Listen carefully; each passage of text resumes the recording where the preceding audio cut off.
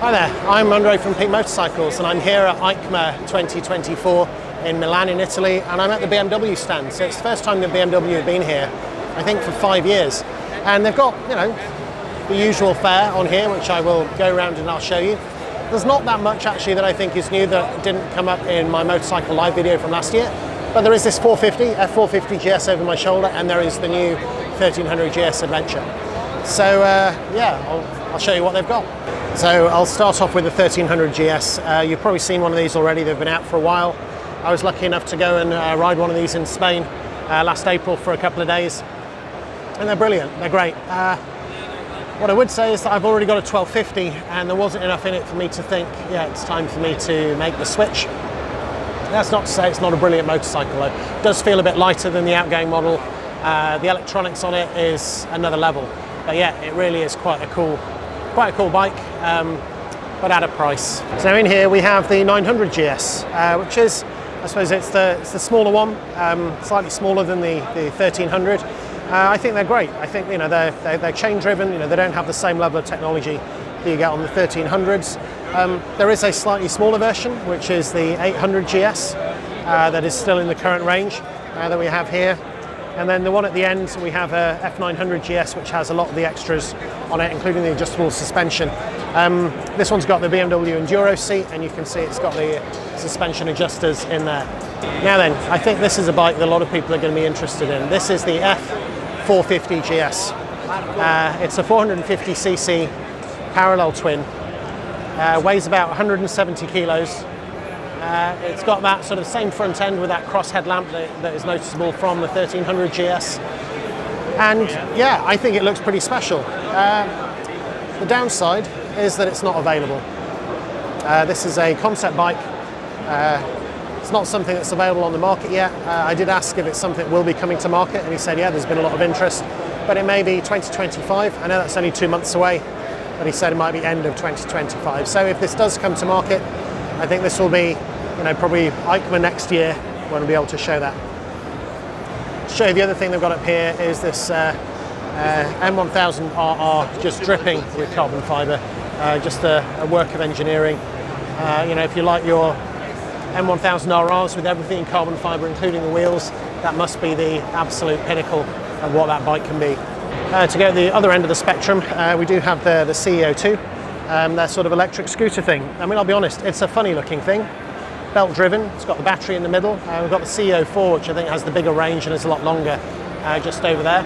If you like your scooters a bit more adventure-y and rugged, but with a petrol engine, they also have the C400X, and this one is rugged because it says rugged on the side, so it must be. I've actually had one of these as a courtesy bike when my 1250 was being serviced, and I quite liked it as a twist and go. Yeah, it's kind of cool. A lot of the well-known features from the other BMWs, they haven't put cheap switchgear on. It's got the same thumb wheel, the same controls, even the same keyless that you would have recognised. I think, if I remember correctly, it's got some feature on it as well. There's this pocket underneath the seat, so when you lift the seat up, you can actually drop a helmet, pocket down into the space where the suspension travel would normally go. We also have the C400 GT in both the silver and the black. It's very much a maxi scooter without the ruggedness. To come down to the Jet Fighter sofa section, here we have the K1600 GTL. I mean, it's just a fabulous piece of engineering. Everything from the leather on the seats down to that 6-cylinder engine that's there buried underneath the bike. Now I've ridden one. It's like a Jet Fighter. It is enormous. It's over 300 kilos, but honestly, with that engine pulling it, you really can't tell. They have its smaller sibling. It's just the K1600 GT. And then down the end here, we have the 1250 RT. So I did wonder if we would actually be seeing the new 1300 RT here, but no, we've still got the old one based on the 1250 engine. Still a very, very capable sports tourer. Up here, we have the K16 bagger. I mean, it's a long thing. If you don't like the look of the K1600 GT and the GTL, maybe this is to your taste. And then here we have a lot of the retro bikes. So here we have the frankly remarkable BMW R18. It's that big 1800 boxer. I mean, I did ride one. I admire the engineering, but even just things like just seeing the offset of those two pistons when you look down just messes with my chi a little. Nevertheless, it really is a work of art. We also have the R18 bagger and an R18 over here with an enormous fairing. I do wonder if that is a custom. Here we have the R18 as a massive cruiser. I think I saw this at Motorcycle Live, so I won't repeat that video, but essentially, yeah, it's just big from the front, it's big from the back, it's big from the sides. So now we're getting into, there's a custom here. We have an R20, which I think was a one-off example of what could be done. It's the R20 Concept again, big boxer, beautifully produced swing arm on the back there. In fact, everything about that. I think this bike was at the Goodwood Festival of Speed, according to the number. And yeah, that's a stunning piece of work. I did wonder whether we'd actually finally get to see an R12 Enduro here, and I'm sorry to say that we haven't. What we do have is the R12 sort of Roadster, I suppose, and the existing R12 R9T. So all we need is one of these, slightly different geometry, further suspension travel, some knobbly tyres, and a new HP2 is born. The last couple of bikes on here we have the S1000R, so the M1000 RR. So it's doesn't have a fairing, completely excuse the term, batshit crazy. It's an absolutely mental bike, you know, with all the carbon fibre. It's got the wings, it's got enough power behind it to actually need the wings to actually get some benefit from the aero. But yeah, I think that's a very cool thing. Here we have the S1000 XR, their sports tourer, again covered with a. So it's the M1000 XR. I will get this right eventually.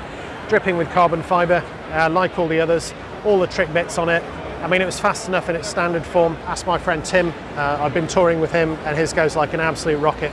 But yeah, in the M version, where they've just made it lighter, faster, more powerful, better brakes, I mean, it really is a sight to behold. So the last couple of things to show you on here is the S1000R, just the standard version. It's just got a couple of billeted bits on this, a few of the M components, but all around just a very, very nice motorcycle. And I started off with the 1300 GS, so I'm going to finish with a 1300 GS Adventure.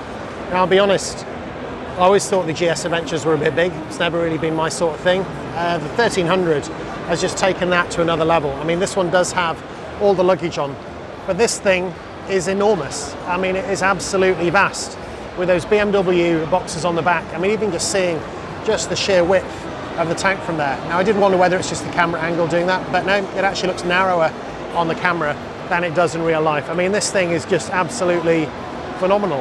And then the fact they've got all these extra boxes, you know, everything in the right shape to fit around the bike is something else. I mean, it's certainly got a lot of road presence. It's very, very imposing. We have another one up here. I think this one, you know, you can sort of see the that sort of metalwork around the side, just how big that tank is from down here. This is the one with the with the gold wheels and the green. You know, beautiful piece of engineering, it really is, but it is a beast.